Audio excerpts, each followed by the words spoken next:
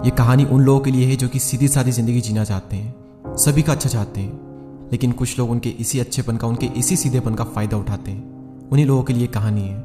एक बार गौतम बुद्ध अपने कुछ शिष्यों के साथ में बैठे हुए थे और तभी राजा अजातशत्रु वहां पहुंचते हैं और भगवान बुद्ध से कहते हैं, जब से मैंने आपके द्वारा बताए गए मार्ग पर चलना शुरू किया है तब से कुछ लोग मेरी शांति का गलत फायदा उठा रहे हैं। जब मैं आपके द्वारा बताए गए मार्ग पर नहीं चलता था तो सब मुझसे डरते थे, क्योंकि मैं एक निर्दयी था, किसी को भी सजा देने से या फिर मारने से डरता नहीं था।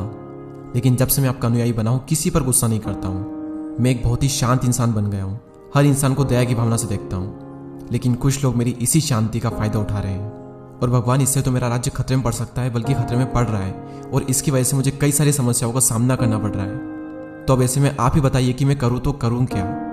और ये सब सुनने के बाद भगवान बुद्ध ने उस राजा को एक कहानी सुनाई और वो कहानी कुछ इस प्रकार है। एक बार की बात है, एक गांव के पास एक घना जंगल था और उस जंगल में एक बहुत ही सुंदर पेड़ था, लेकिन उसी पेड़ के नीचे एक सांप का बिल था और वहां एक बहुत ही जहरीला सांप रहता था और वो सांप कई बार तो बिना किसी कारण के लोगों को डस लेता था।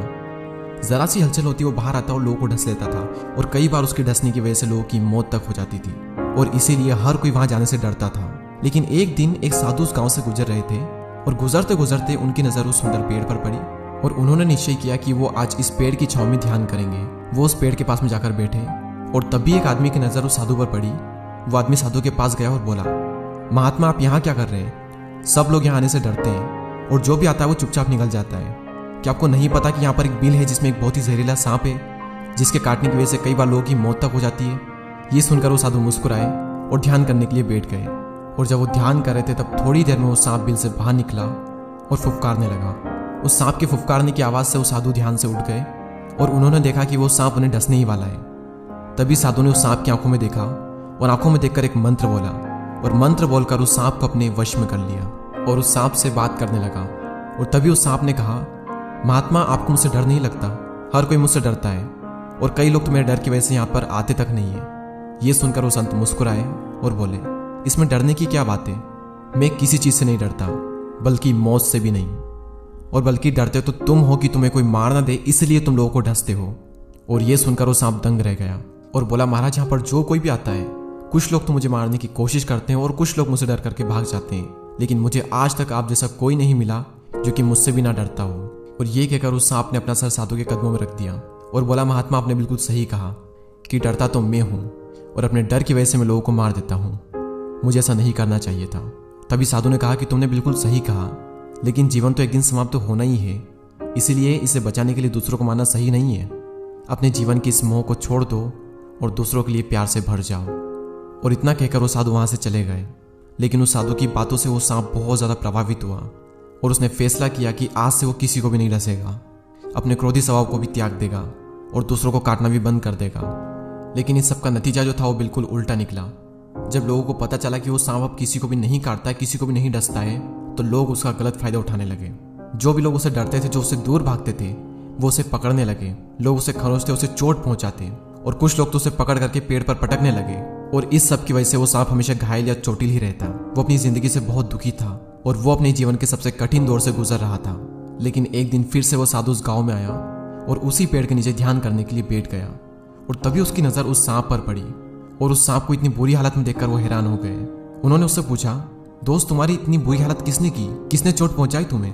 और तभी उस सांप ने कहा कि हे महात्मा, आपने मुझे अपने क्रोधी स्वभाव को त्यागने और दूसरों को काटने के लिए नहीं कहा था, और जब से मैंने अपने क्रोधी स्वभाव को त्याग कर शांति को अपनाया है, तब से कुछ लोग मेरा गलत फायदा उठाते हैं। अब कोई मुझसे नहीं डरता और कई लोग मेरी इसी शांति का गलत फायदा उठा रहे हैं और इसीलिए मेरी जिंदगी अब बहुत कठिन हो चुकी है और शायद अब कुछ दिनों बाद मैं मर भी जाऊं। और ये सब सुनने के बाद में साधु बोले, दोस्त मुझे ऐसा लगता है कि तुमने मेरे उपदेश का गलत अर्थ निकाल लिया है। मेरे कहने का मतलब था कि बेवजह दूसरों को मत काटो, लेकिन अपनी आत्मरक्षा के लिए मैंने तुम्हें फुफकारने से मना नहीं किया था। और ये पूरी कहानी सुनाने के बाद में भगवान बुद्ध ने अजातशत्रु से पूछा, तो क्या समझे इस कहानी से? शायद तुम भी मेरे उपदेश को उस सांप की तरह गलत तरीके से ले रहे हो। मैंने तुमसे कहा था कि तुम अपने क्रूर स्वभाव को त्यागो, लेकिन अपने राजा के कर्तव्य को मत छोड़ो। तुम्हें बाहर से कठोर होकर एक राजा का कर्तव्य निभाना है ताकि तुम अपने राज्य में सभी को अनुशासित कर सको। तुम्हें सख्त होकर अपने राज्य की न्याय प्रक्रिया को कायम रखना है ताकि सभी लोग शांति से रह सके और उन्हें किसी भी प्रकार की असुरक्षा का अनुभव ना हो। इसीलिए तुम्हें अंदर से एक साधु की तरह और बाहर से एक राजा की तरह शासन करना होगा। अगर आप भी अपने आसपास देखोगे या फिर आपने खुद भी ये बात देखी होगी कि लोग आपकी अच्छाई का फायदा उठाते हैं, या फिर अगर कोई सीधा या फिर अगर कोई अच्छा है तो लोग उसके सीधेपन या फिर अच्छेपन का फ़ायदा उठाते हैं, और इसी वजह से लोगों को कई सारी प्रॉब्लम को फेस करना पड़ता है। और फिर उन्हें ये लगता है कि यार हमने सबका भला चाहा लेकिन मेरे साथ ही बुरा क्यों हो रहा है, अच्छे लोगों के साथ ही बुरा क्यों होता है।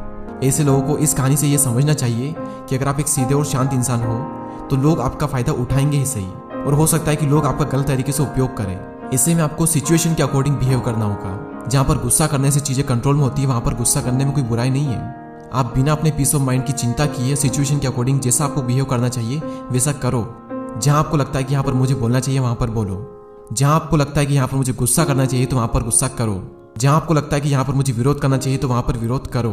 जैसे एक एक्टर की तरह जो कि एक्टिंग करता है गुस्सा करने की, लेकिन वो अंदर से गुस्सा नहीं होता है क्योंकि उसे पता होता है कि ये तो सिर्फ मूवी का एक पार्ट है।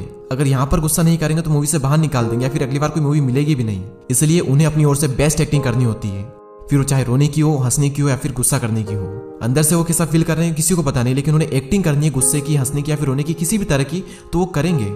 ठीक उसी तरह अगर आपको इस युग में सही से जीना है तो सारे रूल्स को भुला करके परिस्थिति के हिसाब से आपको एक्ट करना होगा। और अगर हो सके तो मेरी इस बात को लिख करके रख लो, अंदर से शांत, सीधे और सरल रहो, लेकिन बाहर से तेज, तर्राट और स्मार्टली बिहेव करो। ये कहानी और अगर ये वीडियो पसंद आया हो तो इस वीडियो को शेयर करें उन लोगों के साथ में जिन्हें आपको लगता है कि ये बहुत सीधे हैं और लोग इनकी सीधेपन का फायदा उठाते हैं। और ऐसे ही और वीडियोस को देखने के लिए सब्सक्राइब करके बेल आइकन को प्रेस करें। मैं आपसे मिलूंगा अगले वीडियो में। जय हिंद।